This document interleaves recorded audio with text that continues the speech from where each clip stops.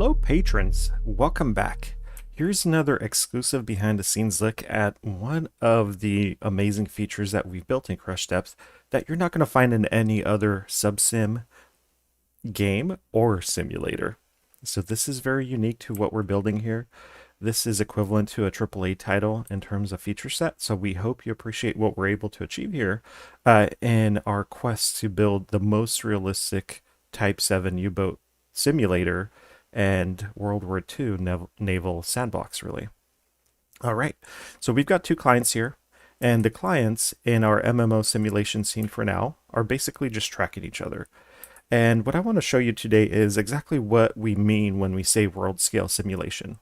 So in our last post on Patreon, we revealed that we have a full Earth simulation now happening on dedicated backend game servers. This means that the physics being calculated of a bullet, a projectile, boats, and the complex electrical systems on boats is now being run on dedicated servers to ensure fidelity and ensure that every player that's joining the game experiences the same level of fidelity and quality like anyone else, regardless of their PC specs. And what I'm doing here is I'm basically pulling out so I could again visualize the fact that we have a spherical Earth, and I will basically just traverse the Earth for a little bit and show you guys what we mean by Earth scale distances. So at this point in time, I think we're traveling at about 5,000 kilometers an hour, so I'm going to move the cameras a little bit to make it easier to follow. But you could see one player over the network now is traversing at 5,000 kilometers an hour the UK, the landmass. And you could see how the player on the right is able to track that traversal over hundreds of kilometers precisely, accurately, in a very timely manner with no loss of fidelity, whether it's on the position of the other player, the rotation, or any of that. So now you can imagine that when you are, let's say, on a battleship or even using the deck on the U-boat, and you fire off a projectile, that projectile will, of course, go across the horizon, right? It could travel 20, 30, 40 kilometers. I forget the actual specs. The point is that what I'm showing here is that we have a world scale simulation that is fully networked and can now take advantage of back-end servers that are dedicated to physics calculations, tracking objects, and so on.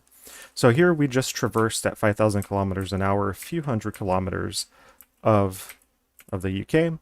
You could see just how quickly and smoothly the position and rotation and all the other details is synchronized. So we could literally have thousands of players within our world, all participating on U-boats, on airplanes, on battleships, PT boats, even managing logistics, right? Being able to, let's say, drive a train and deliver metal to the dockyards that are building U-boats and so on. And if you picture this like a World War II battleground, the sky, the ocean, everything's the limit here, right? We have no constraints. So this is the foundation that we're building our MMO on. And this is all dedicated, all custom built code specifically for this.